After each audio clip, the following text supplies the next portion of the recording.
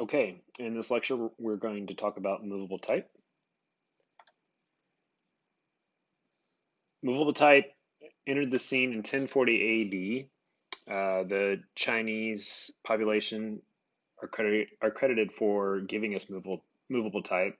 They used wood and porcelain to form the letters and words that they needed to print. The Chinese are actually known for four great inventions. Does anybody know who they are or what they are?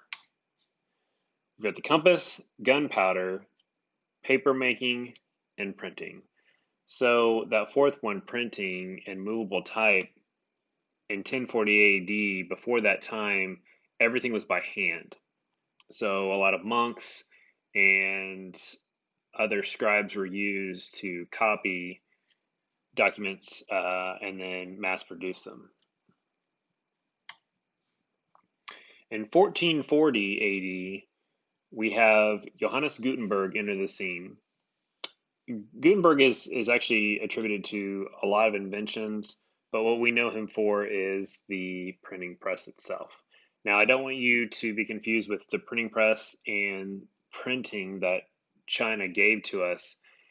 Chinese gave us movable type and printing, but it was Gutenberg that found a way to mechanize this and put it into a printing press. It's also the first introduction to fonts. When when we talk about the printing press and we talk about the Chinese printing, since what was used for Chinese printing was carved out of wood and porcelain, there wasn't consistencies. But when Gutenberg came out with the printing press, we have the introduction of metals and more consistent letters, and the introduction to actual fonts.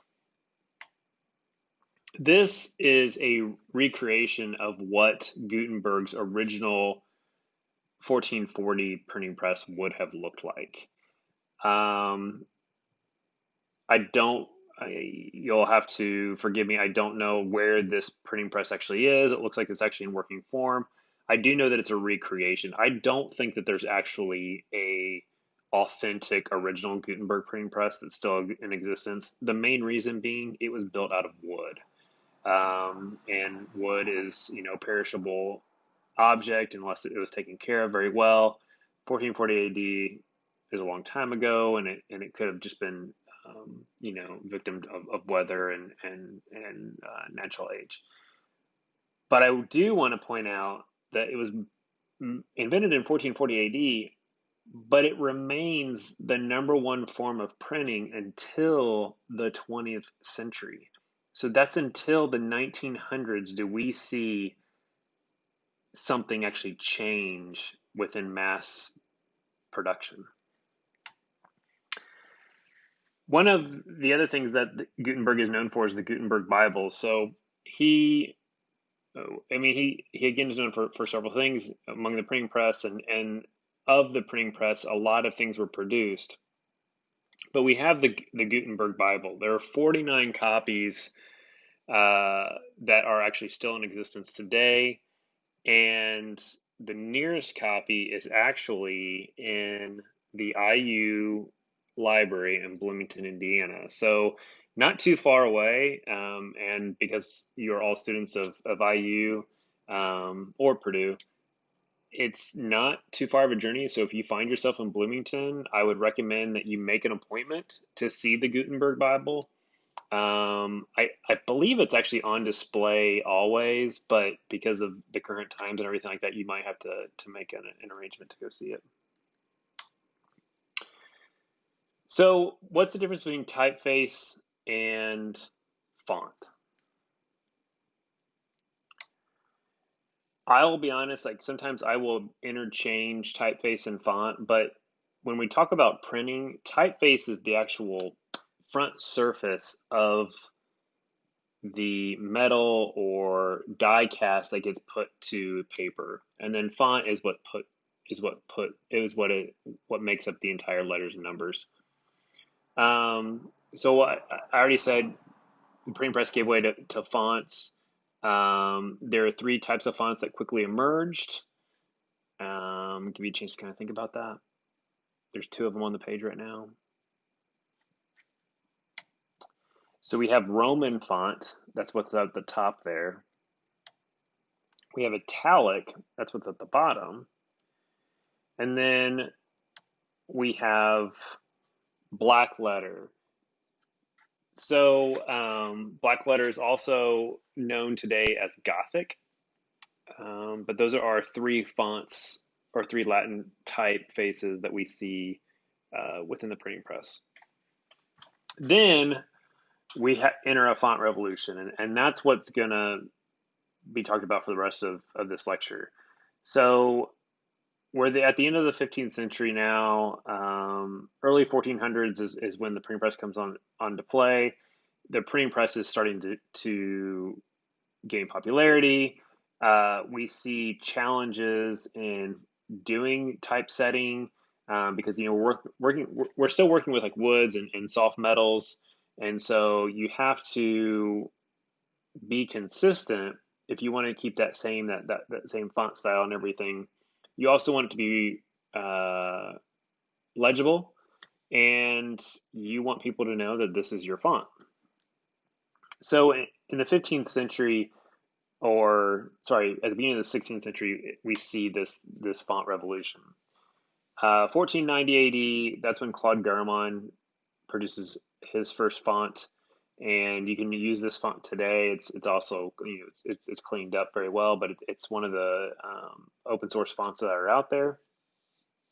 It is the first non-script typeface that is used in printing, and it becomes the standard for 200 years.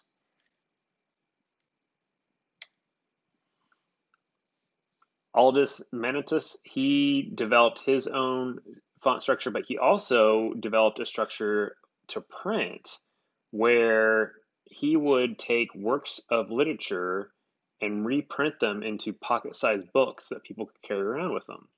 Something that before this time wasn't even heard of.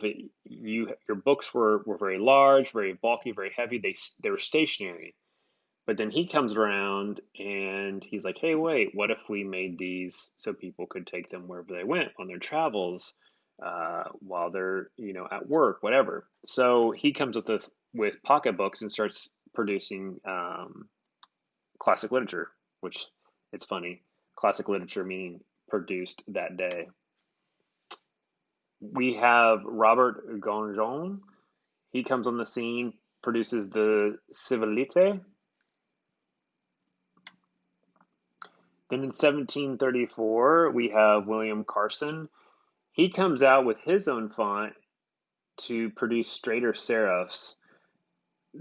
Again, we go back to, the printing press is trying to be consistent in the typeface. And one thing that Carlson noticed was inconsistencies in some fonts when they use serifs. And so he really wanted to make what his font, which is kind of a Roman descendant or Roman origin, clean serifs. And then 1757, we have Baskerville. It is the first transitional Roman font.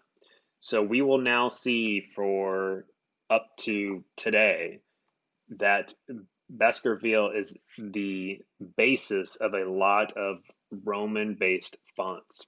You can use Baskerville today. It's another widely used or widely accessible font, but a lot of font designers will use this as a base, and then they'll branch out from there. And then 1816, so we're getting closer to the 19th century or to the 20th century. So we're starting to see that, the printing press itself is it's on its end. It's close to its end of life. But Carlson becomes ridiculed because he's out of, the past 400 years, he's the one that's just like, well, why do all the fonts have to be similar? Why can't we get out there and actually make more than just fonts, but actually look at the style and the design of the letters? So he was pretty ridiculed for that idea, as a lot of great thinkers and inventors of our times are. So this is the end of the lecture, but here's an extra credit for you. I have 3 different fonts on the screen. Your extra credit, identify each of these fonts, give you some clues. The first one, actually, skip over that. There we go. This first one, invented in 1931 by Samuel Morrison. He was commissioned by a newspaper. Next, we have 1954, Max Mittinger. This is the most popular typeface of our time. White space is actually part of the design. And then finally invented in 1955, Howard Kettler designed this font for IBM. It's the most popular typeface for typewriters. So all 3 of them, they all 3 have to be right to get the extra credit. And you can submit that to me through Canvas or email. And just like our previous extra credit, there's no timeline on this.